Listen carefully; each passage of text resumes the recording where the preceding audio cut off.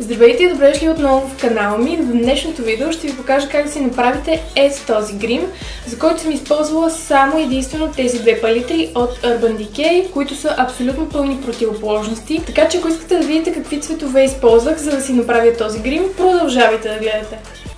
Ако сте гледали предишните ми видеа, сигурно вече сте разбрали, че предпочитам първо да направя очите преди основата. Нещото, което не пропускам никога, е запечатването и с някаква обикновена сянка или пудра. Първата палитра, която ще използвам, е Naked, както и първият цвят, който ще нанеса от нея. Идеален е за преходен цвят, когато ви трябва някакъв студен нюанс.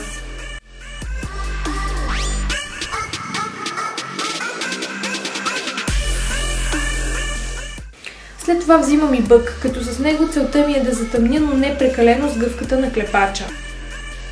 Ще го нанеса освен в самата сгъвка и в външния тъгъл на подвижния клепач.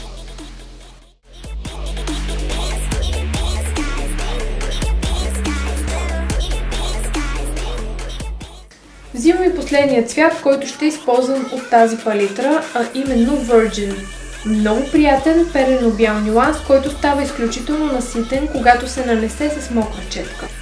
Като го нанасям от най-вътрешната част до центъра на подвижния клепач.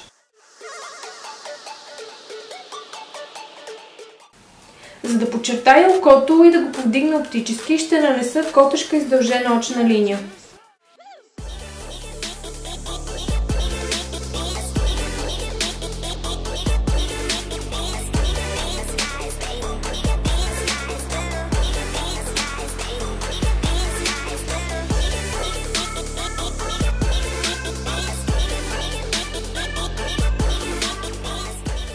За основата си използвам фондютен от Rimmel.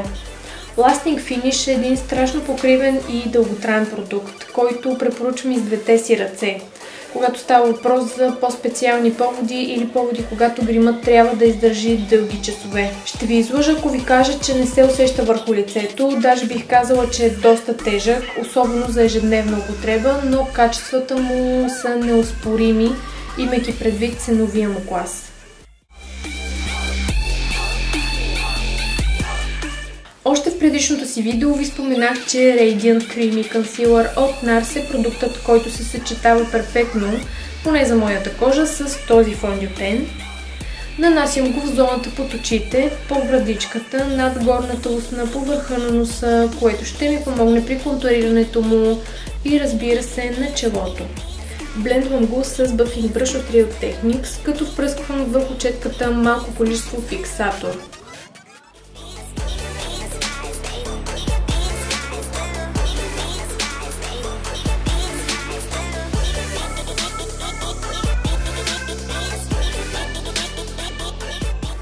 За по-малките зони като носа и над устните взимам по-малка четка за по-прецизно разнасяне.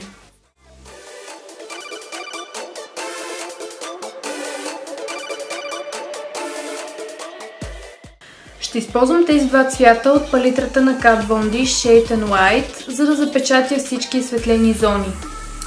Нанасям го под очите, върху брадичката, носът и челото.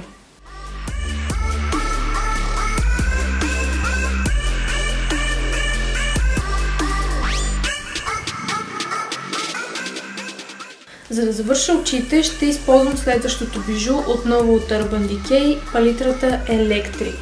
Взимам цветът Urban, който е много ярък лилав цвят и го нанасям с плоска скосена четка в зоната под миглите, по продължение на очната линия навън.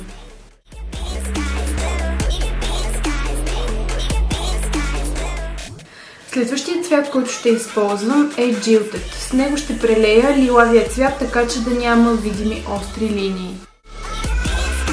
За да изсветля най-вътрешната част на клепача с четка молив, отново нанасям Urban.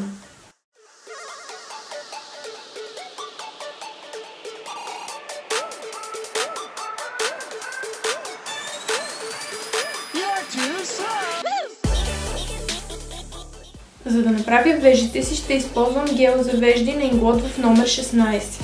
Харесва ми ефектът, който може да се постигне, също така и издръжливостта, която е един от най-важните фактори, когато избирам продуктите, с които работя.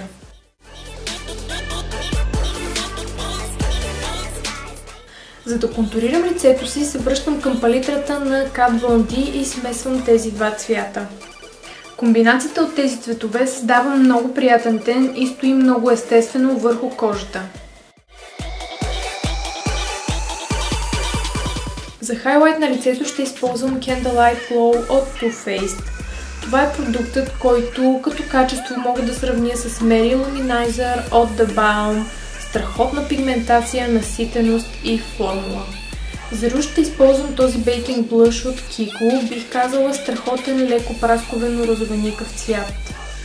Преди да нанеса спирала, ще залепя изкуствени мигли. За по-добър ефект винаги нанасям спиралата си след като залепя изкуствените мигли, за да мога да слепя естествените към изкуствените.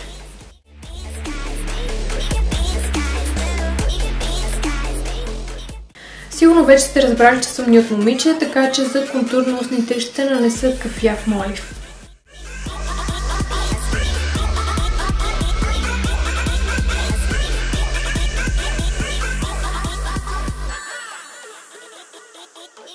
След това нанасям и червило в телесен нюанс, което ще прелея с молива.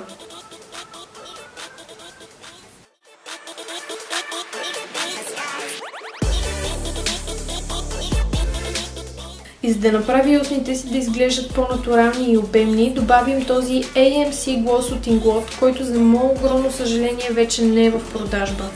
И както вече знаете, последната стъпка е да впръскам фиксатор върху цялото си лице. Ако това видео ви е харесало и искате да видите още такива видеа, може да дадете един палец нагоре, също така да се абонирате тук отдолу за канала ми. А в описанието може да откриете линкове към профилите ми в социалните мрежи Facebook и Instagram. Може да ми оставите някакви коментари с идеи, какви видеа искате да снимам, какво би ви било полезно и интересно също така.